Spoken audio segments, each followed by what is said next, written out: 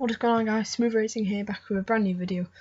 And today we've got our F1 2014 team previews, and this today then is the first episode, and we'll be starting off with the reigning world champions, Red Bull Racing. So this team then entering their 10th year in Formula 1, and they've won the past 4 championships, both the drivers and the constructors, and of course their main target for 2014 is to once again win the drivers and constructors championships, but it's going to be probably the most difficult year since 2009 to win the world championship. I think definitely a very hard year for them ahead.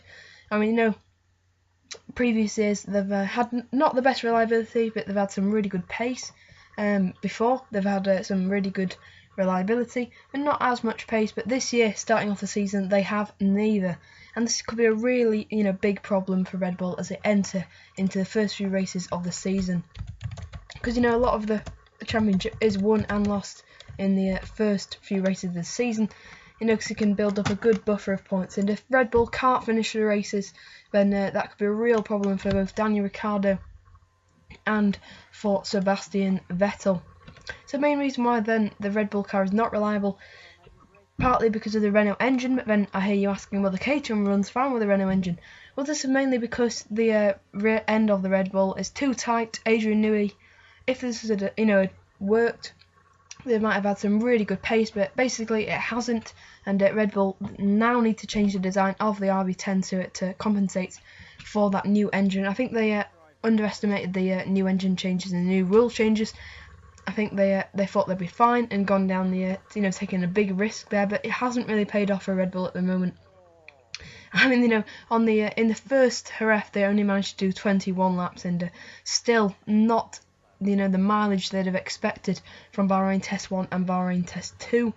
They've stopped on track numerous times in testing, so hopefully they can get better for the season. They'll definitely be hoping, and certainly Sebastian Vettel and Daniel Ricciardo. And let's talk about the drivers now then. Let's first of all talk about Sebastian Vettel. Well, he knows how to win. He's won 4 world championships before in the past. He wants no different, just to enter that car and win races. Simple as. He wants to get pole position, fastest lap, whatever. He just loves collecting those tokens. And he wanted 2014 just to lift off from 2013 was. I think he was having the time of his life in that 2013 car, and it's easy to see why with all those wins. I mean, he's won 39 times in his career, 62 podiums, 1,451 career points, so really impressive stats for Sebastian Vettel, and he'll be hoping to continue that into 2014, but could struggle to do so. But I think this year we're really going to see how good Vettel is. Can he perform in not the best car for once? Previous years he's always had the best car, or certainly a car in the top 3 best cars since 2008, where of course just in a Toro Rosso, but he won in a Toro Rosso. We have to remember that. He is a really good driver, and honestly I think 2014 will be good for him because he can really show people how good he is. I do rate him in my top 4 drivers of on the F1 grid at the moment. That would be Hamilton, Raikkonen, Alonso and Vettel in no order. Certainly I think Rosberg could be entering that, but I'll be talking about that in a different episode. But yeah, Vettel, he'll be hoping for a 5th World Drivers' Championship. Daniel Ricciardo, the challenger, only scored 30 points from 50 race starts. Of course, only been in a Toro Rosso like Sebastian Vettel. The only difference is the Toro Rosso is a lot worse in 2013 and in recent years than it was in 2008. But Ricciardo, this is a pivotal year for his career.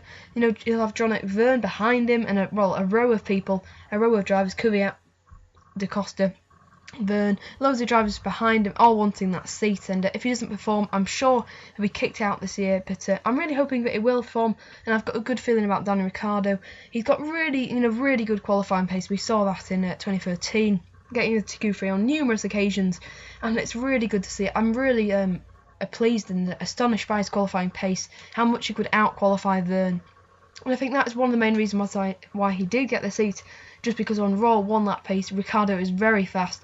And of course, Sebastian Vettel is also one of the best qualifiers, so it's going to be a really interesting battle come Saturday with the qualifying. Who's going to come out on top, Vettel or Ricciardo? It's going to be very interesting to see.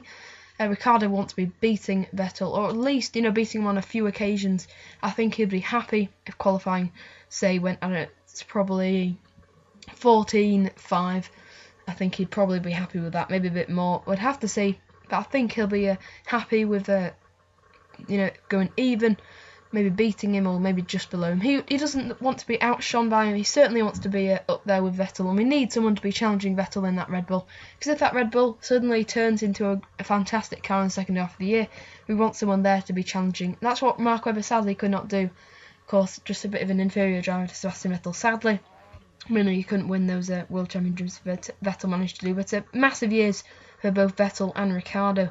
And this, could cement Ricciardo's future in F1 if he can get a good year here, because of course Red Bull want to keep him on for as long here, as he is doing well. He's won in the past. I think he won the British Formula 3 in 2009, and came second in the following year. He's had plenty of race starts, and I think he's definitely ready for Red Bull. I think maybe Kimi Räikkönen might be the better option, but for the long term, Ricciardo's definitely a great option for Red Bull. And I'm going to set both targets for both drivers and team, and I think the team have to go for the championship. If their problems, are really bad, then I'd say a top 3 in the constructors would be a good save for this season. And I think Sebastian Vettel, as a realistic target, needs to be trying to beat Ricciardo and win that World Championship. And if not, yet again, I think a target for him would be top 3.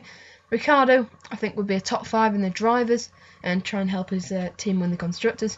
And just try and match Vettel on and beat him on numerous occasions would be really good for his career. So we'll have to see how it all pans out for the Australian, the German and the Austrian team. But yeah, really looking forward to the season, and I'm sure every fan is. You can leave your thoughts and opinions and maybe a prediction on how well you think Red Bull will be doing in the 2014 season. But yeah, I've been Smooth Racing. Then you can join me tomorrow as we preview Mercedes. But yeah, I've been Smooth Racing, and I'll see you next time. Goodbye. Just one place outside the points. Good driving. We want to do a fun race in Monza.